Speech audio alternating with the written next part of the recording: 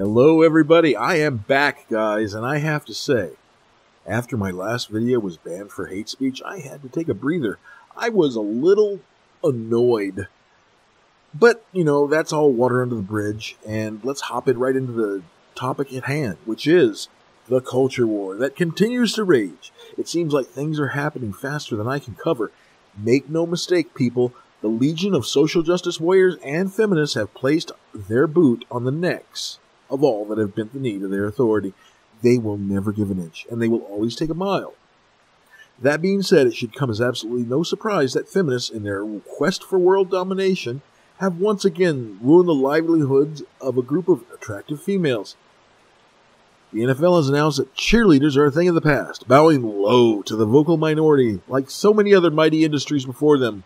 More surprising is the announcement that the Miss America contest will no longer feature swimsuit and evening gown portions in their competition.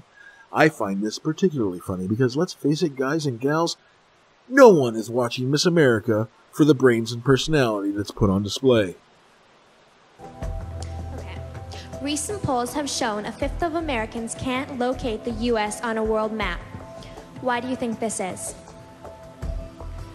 I personally believe that U.S. Americans are unable to do so because some people out there in our nation don't have maps, and I believe that our education, like such as in South Africa and the Iraq, everywhere like such as, and I believe that they should, our education over here in the U.S. should help the U.S. or should help South Africa and should help the Iraq and the Asian countries, so we will be able to build up our future for our children. Thank you very much, South Carolina. Why then do people watch? Well, quite frankly, boobs. Boobs are the reason they have a contest. Boobs are the reason cheerleaders have a job. Boobs are the reason Formula One girls are employed. Apparently, feminists and SJWs hate any woman that has a more attractive set of boobs than them. Well, why would I say such a sexist thing? Let's put this into a visual representation, shall we? According to feminists, this is okay. This is not okay. Again, according to feminists, this is okay. And this is not. If you happen to see an unattractive or a heavy model on the cover of some magazine or in a film, feminists will start shouting, "Woo! You go, girl! So stunning! So brave!" Conversely, if you see an attractive model who takes care of herself for a living, they shout, "Sexism! Exploitation! Insert autistic screeching here." Why is this, I wonder? It couldn't possibly be because of inherent jealousy that runs rampant through the social dynamic between females, could it? I find it ironic that the ones that are being hurt by aggressive, entitled first world feminists are other women. I wonder if they're proud of putting down dozens upon dozens of attractive women out of work, taking opportunities away from them. Why then are they not protesting exotic dancers and strippers? Why are they not protesting the Camgirls or THOTs on Twitch? I mean, honestly, the behavior of the women I have listed is much more exploitive to the female gender than women that remain fully clothed. So why is the hate being directed at cheerleaders, Formula One girls, and Miss America contestants? I can tell you why, though it may be an unpopular opinion. Feminists aren't going after strippers, THOTs, and Camgirls because they look down upon them. Somewhere in the dark, damp depths of their mind, feminists feel superior to girls that show off their bodies for cash, girls that have sex for money. Porn stars are great. They are, after all, sluts, but don't you dare shame them for it. They hate cheerleaders, thin, lovely models, and beauty contestants because they feel inferior to them. I mean, some of these girls are smart and gorgeous. That is completely unacceptable to a feminist. Be smart or attractive. Don't you dare be both. Look at the pedestal that they've placed Stormy Daniels on.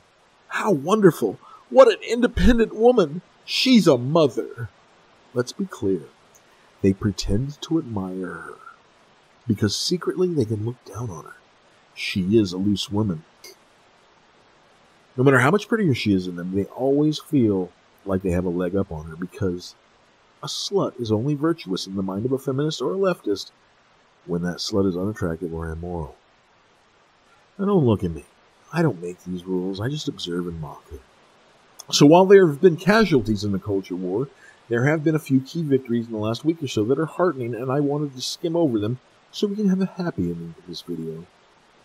First, last week the Department of Justice announced it will be bringing legal action against the University of Michigan, challenging its anti-harassment policies on the grounds that they violate the First Amendment. Within one day of this announcement, the university officials decided to revise the policies in question.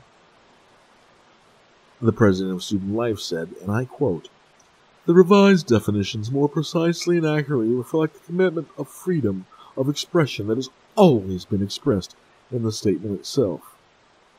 What? The best part about this, guys, is the language that was at the root of the lawsuit. It said, and I quote again, "The most important indication of bias is your own feelings." Well, I suppose Jeff Sessions just gave the university a big heaping portion of facts don't care about your feelings.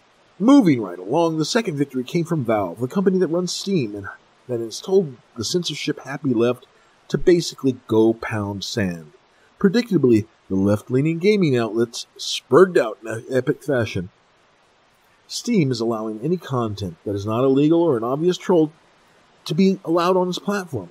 They will just do an H-check and a content warning and allow users to decide what or what not to buy. Sounds legit, right? Free market in action, all that? Well, not according to Kotaku and Polygon. They think that Steam should be filtering content and treating their users like children, as displayed by the headlines you see here. Steam refusing to do this, to cave to the social justice warriors, is a huge victory for us. What does it mean to you, the average gamer? Well, it means that the blood and anime titties will flow.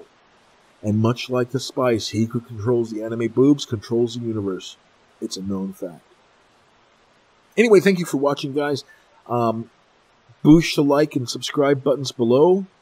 And also, if you can, dispose of any disposable income you have at my Patreon, which I will link below. And I hope everybody has a great day. Bye-bye.